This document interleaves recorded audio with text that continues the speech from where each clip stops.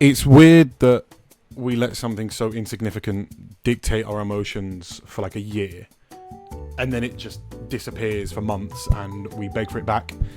So, in the spirit of giving people what they want, I am indeed back with another video.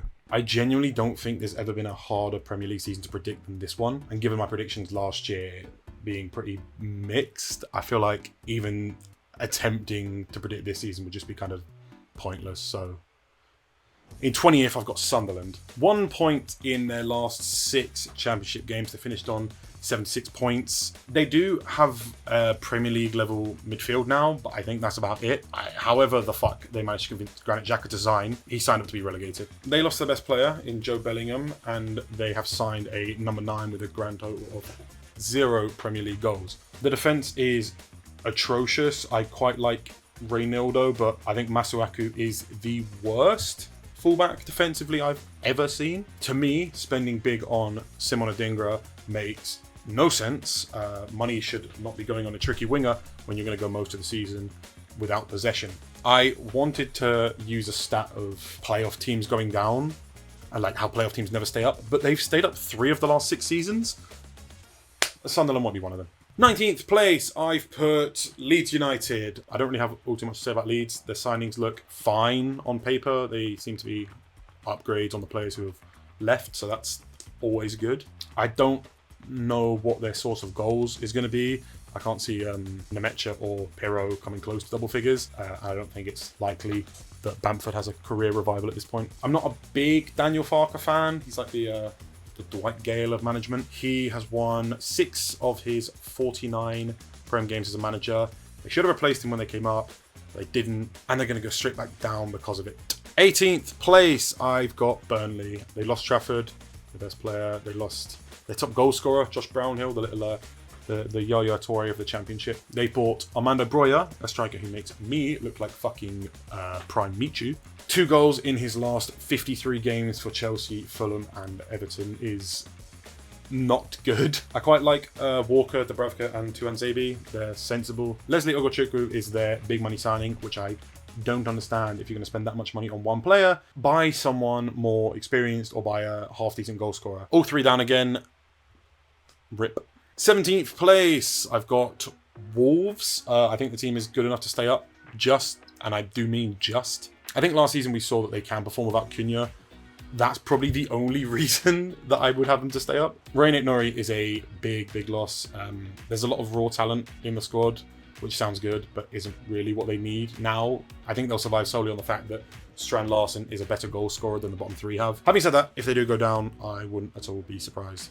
In 16th place, I've gone with Brentford, another team who, if they did go down, I wouldn't be shocked. Their fall off this summer has been insane. Thomas Frank is a fantastic manager, and they've replaced him with a set-piece coach. I would bet on him to be the first manager to be sacked. They've lost their captain, they've lost their best player, and it looks like Visser is going to leave too. The only good thing they've done all summer is sign Kelleher, who's definitely an upgrade on Flecken. Despite all that, they spent big on Igor Thiago last season, who got injured, missed most of the season. Looks to be fit now, and Kevin Schade scored 11, which I think went under the radar.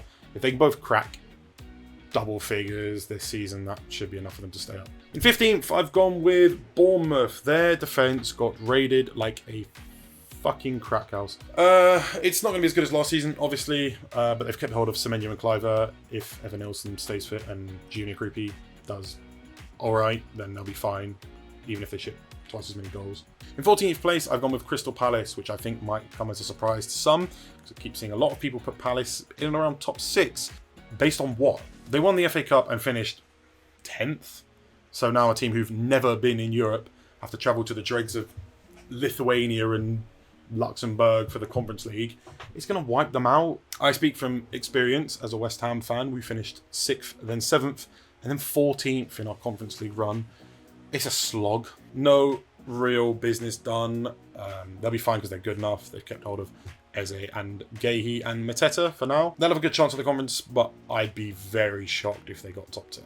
13th are Everton. They're a very hard one to predict though. They've had a pretty awful pre-season, and Moyes has been very public about their lack of signings. I'm not huge on Tieno Barry as well. They've just signed Grealish, which is very impressive.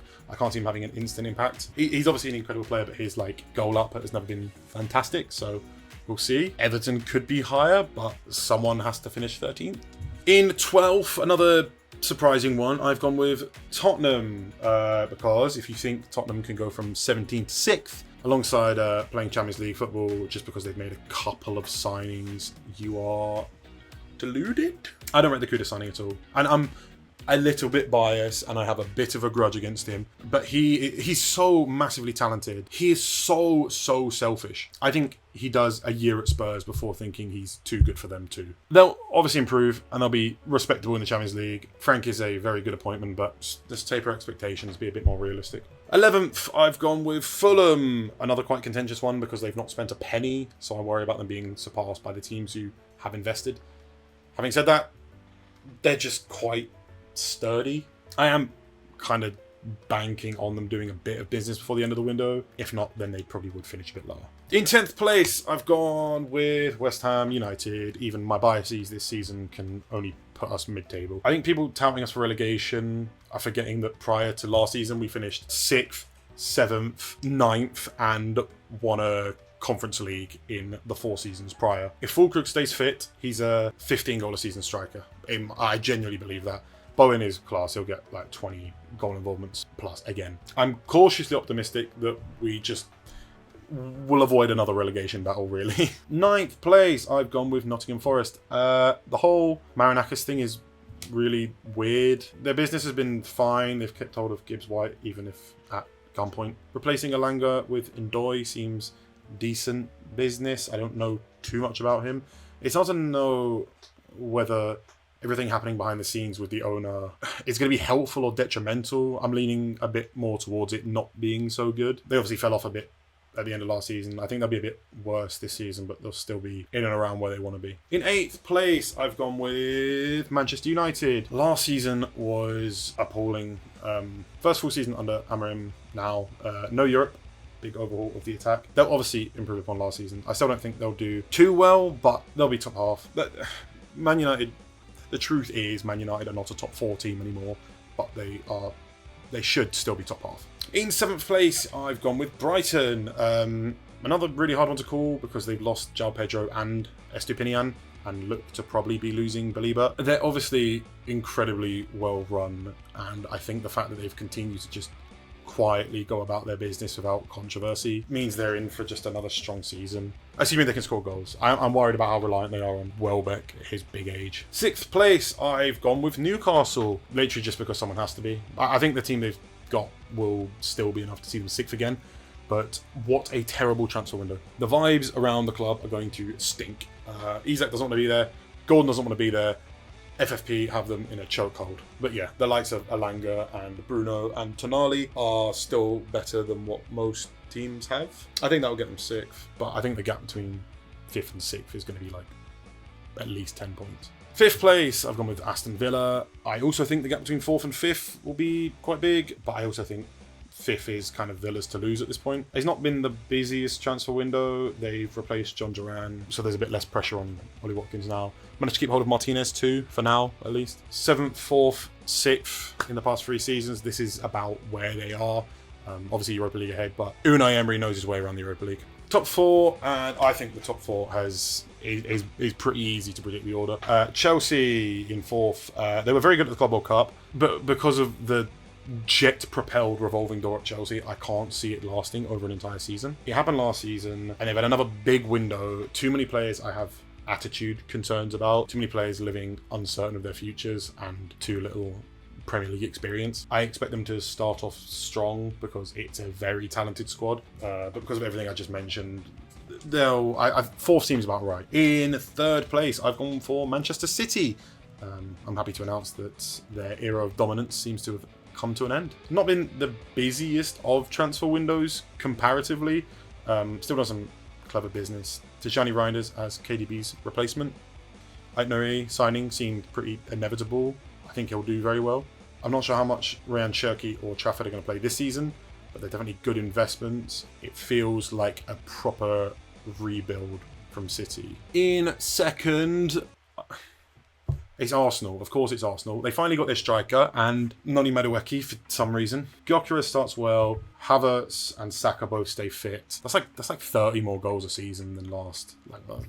It's not bad. They spent big on Zubamendi. Brought in Norgard too. Should allow young Decordinho to play a bit further forward, which Arsenal clearly want of him. They still need a left winger, really. I don't understand them spending 50 million on a backup to their best player when they still have Martinelli on the left. But trust the process. Trust Mikel. Phase 12. And of course, that leaves first place, Liverpool. Yes. Well done, Liverpool. You spent the GDP of like 6 countries. You're going to win the league. No, I'm joking. They've done good business. 70 million for Diaz, 50 for Nunez, 35 for Quansah. Somehow got 10 for Trent on a free transfer. So fair enough. I still don't trust their defence, but if they go ahead and get Isak, then it doesn't really matter how many goals they concede because they're going to be scoring like 9 a game. Am I confident in my predictions?